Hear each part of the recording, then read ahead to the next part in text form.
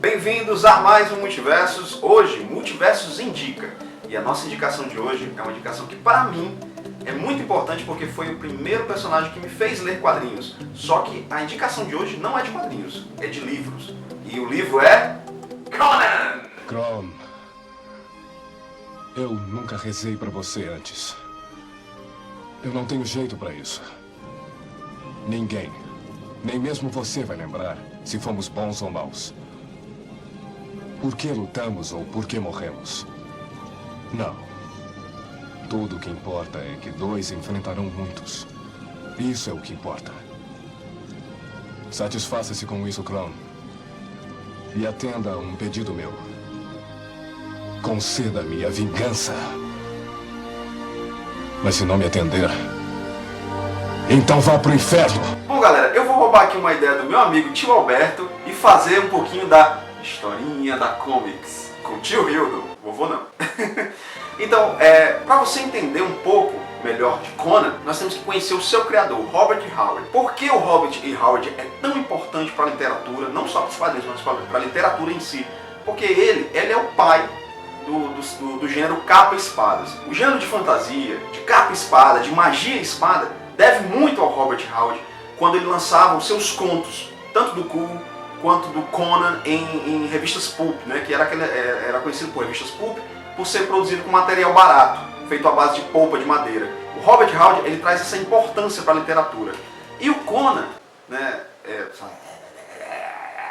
o Conan, como nós conhecemos, nos quadrinhos, nós devemos a um cara chamado Roy Thomas. E por que eu estou falando do Roy Thomas? Porque existe, certo, uma introdução muito bacana do Roy Thomas nesse livro, para você entender como foi essa adaptação, como a construção de ideias do Conan dos quadrinhos para o Conan dos livros. Porque sim, gente, depois que você pega esse livro, que, uma curiosidade, é o primeiro e único romance do Conan escrito por Robert E. Howard, que infelizmente nos deixou muito cedo. Então o Roy Thomas, ele faz toda uma introdução bem bacana para você entender um pouco melhor do universo do Conan. Outra particularidade desse livro é uma introdução bem interessante do Alexandre Calari, que é do Pipoca e Nanquim. Para você que nunca leu Conan, você não viu os filmes do Schwarzenegger, não viu o filme do Momoa, você consegue entender o personagem sim, porque ele faz todo um histórico do personagem te situando na situação. Só que agora nós vamos entrar nesse livro. Aí você pode olhar aqui pro livro e achar, poxa, mas a capa é do Momoa, é um filme novo que eu não gostei muito, e muitas pessoas realmente não gostaram. Eu particularmente eu achei ele um filme interessante. O início do filme, inclusive, é muito bacana, é bem fiel à obra dos quadrinhos, né? E apesar dele trazer aquele misto de magia, de curiosidade, e trazer um Conan mais esguio, mais ladino, o Conan do Barry Windsor Smith, a gente está meio que acostumado ao Conan do Schwarzenegger, que, por incrível que pareça, não é o Conan que você vê nos quadrinhos e não é o Conan que você encontra aqui. E nesse primeiro romance, o que é que nós vamos encontrar? O primeiro romance se chama A Hora do Dragão. Quando você começa a ler, você já percebe que ele mistura um pouco de política, um pouco de magia, um golpe de estado, porque o Conan, nesse livro, nesse primeiro romance, ele já é rei, é o rei da Aquilônia.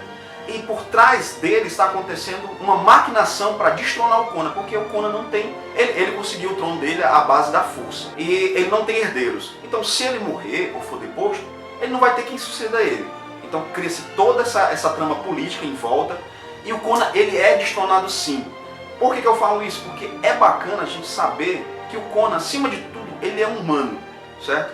Então você percebe na leitura que você sente medo pelo Conan. Você sente um certo receio, poxa, ele tem medo, inclusive o Conan ele tem muito medo de magia. E você encontra nesse romance A Hora do Dragão justamente isso, magia. E a magia justamente num personagem bem conhecido nos quadrinhos, que é o Shao Tutum. Então, vou parar por aqui, para deixar a curiosidade para você buscar, porque, gente, é o primeiro romance e o único romance que o Robert E. Howard escreveu sobre o Conan. Como eu falei no início do vídeo, o que você tem de material do Conan são contos. E é justamente isso que você vai encontrar aqui também. Você vai encontrar mais 3 contos.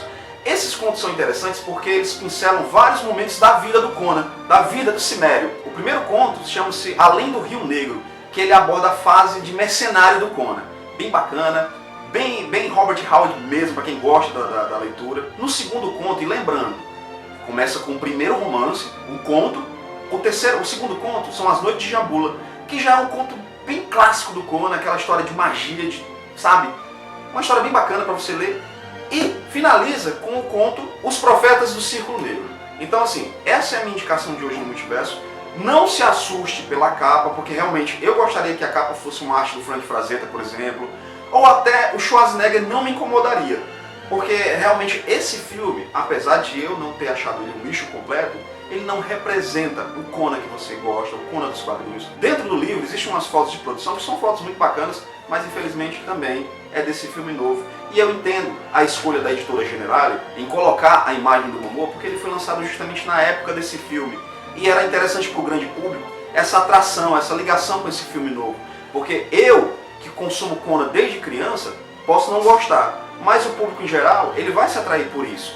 Então, gente, essa é a minha indicação de hoje aqui no Multiverso Indica. Então é isso, gente. Essa foi a minha indicação de hoje. Se você gostou, se inscreve no canal, curte a nossa página no Facebook, dá esse feedback, a gente sempre está ouvindo o que vocês estão dizendo pra gente também, pra gente sempre melhorar o trabalho do Multiverso pra vocês. Até a próxima, galera.